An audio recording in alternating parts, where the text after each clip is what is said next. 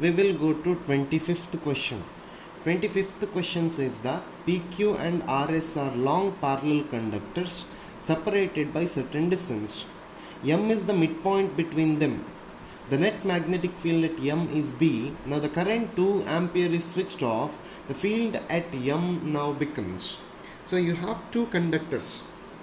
This is now 2 ampere current and this is now 1 ampere current. This is now P and this is now R. The magnetic field at midpoint is B now. So this is PQ and this is now RS.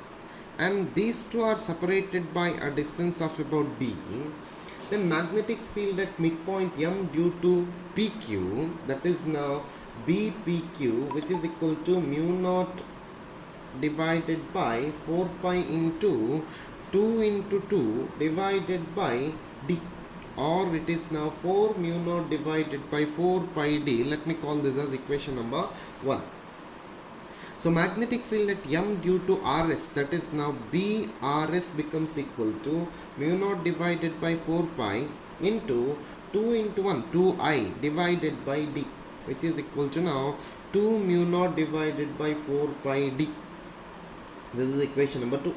The net magnetic field at midpoint, that is Bm, which is equal to, the two are in current is in same direction, so it is now repulsive force.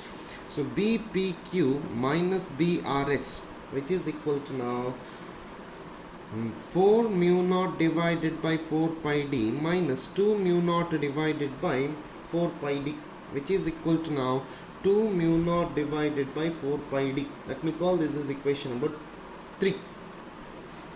When current 2 ampere is switched off, net magnetic field is only due to a 1 ampere current. So B dash becomes equal to now it is mu naught divided by 4 pi into 2 into 1 divided by D. So B dash becomes equal to now 2 mu naught divided by 4 pi D. So B dash becomes equal to now it is 2 mu naught divided by 4 pi D, which is nothing but B only, magnetic field only, which is equal to this magnetic field only. So option B is correct for 25th question. Option B is correct for 25th question. 26th question, my dear students. A horizontal metal wire is carrying electric current from north to south. Using a uniform magnetic field, it is to be prevented from falling under gravity. The direction of this magnetic field should be towards dash. So according to Fleming's left hand rule, direction of magnetic field must be towards east. So 26th question, option is C, east. 27th question, the torque required to hold a small circular coil of 10 turns, area 1 millimeter square and carrying current 21 by 44 ampere in the middle of long solenoid of 10 to the power 3 turns per meter, carrying a current of 2.5 ampere with its axis perpendicular to the axis of the solenoid. The diagram is given, 27th one, the diagram is given, my dear students. So this is now one particular solenoid. This is now axis of the solenoid, along with the magnetic field is now B, and at this particular point I am going to consider a coil. So you need to calculate the torque required to hold small circular coil. This circular coil must be holded. So small circular coil, N is given 10, area is equal to 1 millimeter square, which can be written as 10 to the power minus 6 meter square. So current I is given, it is 21 divided by 44 ampere, and for long solenoid, this is for small one, and for long solenoid, N is equal to 10 to the power 3 per meter, I2 is given 2.5 ampere. So magnetic field due to long solenoid along its axis can be given by B is equal to mu naught into N into I. In fact, it is I2, the current flowing in that. Magnetic field along the solenoid its axis, is now B is equal to mu naught into N into I. So magnetic moment M is equal to NA into I1. Let me call this as equation number 1. This is equation number 2. Now what happens? Torque tau is equal to M cross B. Easy question, M cross B.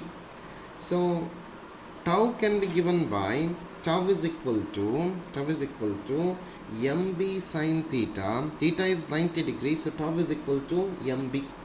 So tau becomes equal to now NAI1 into mu naught n into I2. Mu naught n into I2. So tau becomes now 10 into 10 to the power minus 6 into 10 to the power minus 6 into 21 divided by 44 into mu naught is now 4 pi 22 by 7 into, I'll write it here, 10 to the power minus 7 into 10 to the power 3 into 2.5. If you calculate, you have to calculate this now. So 1.5 into 10 to the power minus 8 Newton meter. 1.5 in 10 to the power minus 8 Newton per meter. So which is the option? Option B is correct. For 27th question, option B. Option B.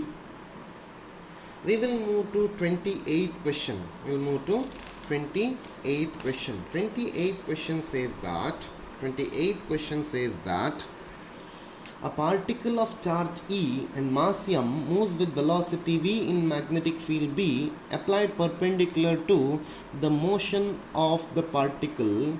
The radius r of its path in the field is. You need to calculate radius r. So centripetal force, that is mv square divided by r, that must be equal to qvb. Your task is to calculate r. So 1v gets cancelled here. R is equal to mv divided by qb. Q is nothing but charge of electron. So mv divided by EB is correct answer. mv divided by EB. So 28th question, option A is correct. Option A is correct, my dear students.